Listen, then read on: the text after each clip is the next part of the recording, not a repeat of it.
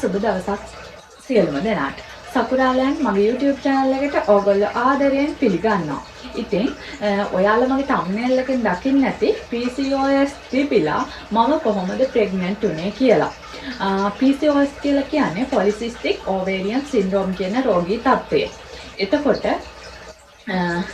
ඒකෙදි වෙන්නේ ඩිම්බ කෝෂවල ගැටිති ඇතිවීමක් තමයි තියෙන්නේ. එතකොට ඔයාලා දන්නවා ඔසප් වුණාම ඩිම්බ කෝෂ දෙකෙන්ම ඩිම්බ නිපදවීමක් කරනවා. එතකොට මේ ගැටිති ස්වභාවය නිසා ඒක හරියට ක්‍රමවත්ව සිදු වෙන්නේ නැහැ.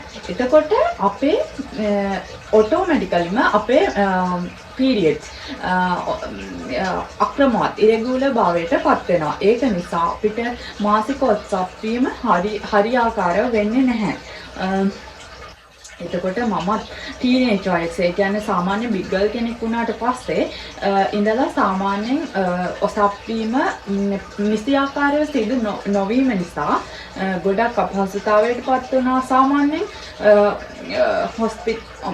ડોක්ටර් කෙනෙක් මීට් වෙන්න යන්න වෙනවා.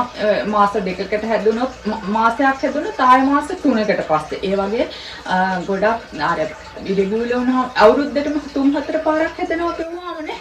ඒක අපිට මෙන්ටලිත් ගොඩක් අමාරුයි. දැන් ඉස්කෝලේ යන කාලේනේ. එතකොට සමහර යාළුවොත් එක්ක ඔව කතා බහ කරනකොට එයාලා කියනවා මට නම් එහෙම ප්‍රශ්නයක් නැහැ. අපිට දැන් එතකොට අපි තවත් මේ මෙන්ටලි වැටෙන ඩවුන් වෙනවා. එතකොට ඒක නිසා ඒක කෝක වෙතක්. දැන් මේක අපි කොහොම හරි කරන්නේ අපේ ලාස්ට් ඔප්ෂන් එක වෙන්නේ මේ දරුවෙක් ලබා ගන්න එකනේ. එතකොට මේක කන්ට්‍රෝල් කරගන්නේ කොහොමද? මොකද්ද කරන්න ඕනි කියන එක ගැන කතා කරාම මම ડોක්ටර්ස්ලා හම්බෙන්න ගියාම ඒ ටීනේජ් වයසේ. එතකොට එයාලා ડોක්ටර්ස්ලා කියනවා මැරි කරහපුවම හරියයි කියලා. ඔයාලටත් මේ අත්දැකීම් ඇති අනිවාර්යෙන්ම. එතකොට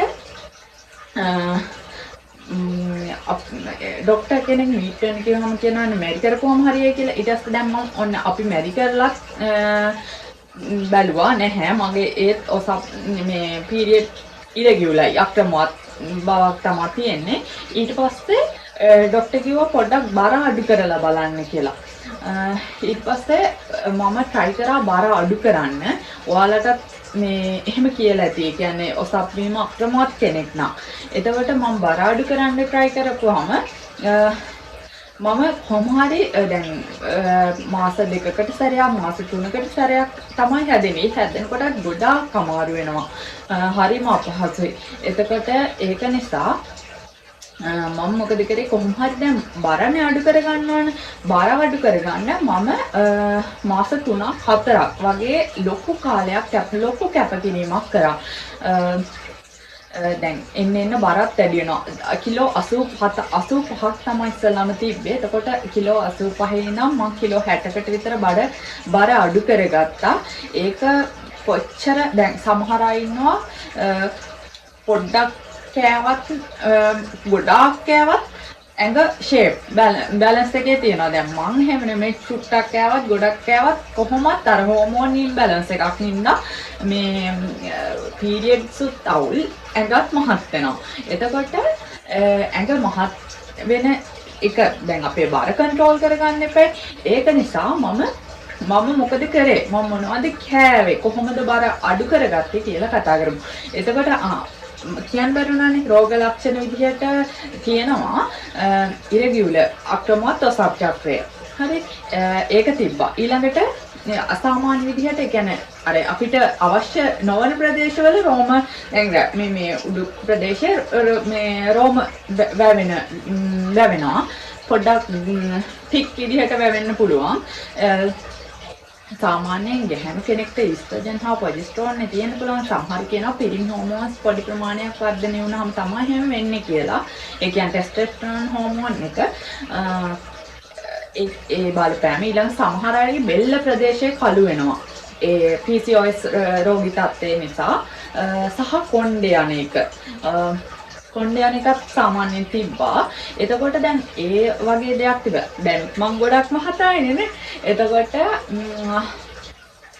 ප්‍රෙග්නන්සි එකෙන් පස්සේ ආපහු මහත් වුණා 60කට අඩු 60කට 85 ඉඳන් 60කට විතර බඩ කන්ට්‍රෝල් කරලා කොහොම හරි අඩු කරගත්තට පස්සේ තමයි ආපහු ප්‍රෙග්නන්සි ඩිලිවරි එකෙන් පස්සේ ආපහු මහත් වෙනවා ප්‍රෙග්නන්සි කාලෙත් හොඳට කනවනේ ඉතින් මහත් වෙනවනේ කොහොමත් ඊට පස්සේ එතකොට කියන්න ඕන මම මොනවද කරේ කිව්වොත් බර කන්ට්‍රෝල් කරා හරි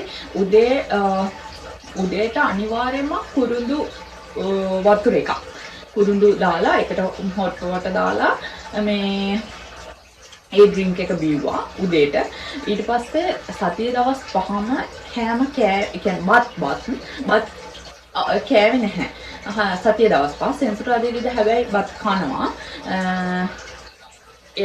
චුට්ටි ප්‍රමාණයක් තමයි ඒ සෙන්සුරාදට ඉරිදට කෑවේ බත් නැතුව එළවලු බිත්තර ඊට පස්සේ මුං කවුපි ඒ වගේ අර දාන්න ඊට පස්සේ ගෙදර අනිත් අයට හදන මේ කරීස් තියෙනවානේ ඒ වගේ ඒවා අරගෙන නිකන් මේ කෑවා ඒ විදිහට තමයි මම කොහොම හරි බර කන්ට්‍රෝල් කරගත්තේ සමහර කියනවා මේ PCOS තියෙන අය මේ බර අඩු කරන්න කොච්චර try කරත් අර හෝමෝන් ඉම්බැලන්ස් එකකින් හින්දා බර අඩු කරන්න බෑ කියලා නෑ පොඩ්ඩක් try කරලා බලන්න බැරි වෙන එකක් නැහැ අනිවාර්යෙන් පුළුවන් මේ ඊට පස්සේ මම කොහොම හරි බර අඩු කරලා ඊට පස්සේ දැන් අනික තමයි දැන් ප්‍රෙග්නන්සි එකකට කියන්නේ කල තියෙන කෙනෙක් නම් දැන් අපි හිතමුකෝ අවුරුදු 25 නම් මේ මෙන්සස් ඉරෙගියුලර් ඇඟ මහතයි කියලා. එතකොට ඒ කෙනෙක්ට try කරන්න කාලේ තියෙනවනේ ප්‍රෙග්නන්සි එකකට යන්නත් කාලේ තියෙන නිසා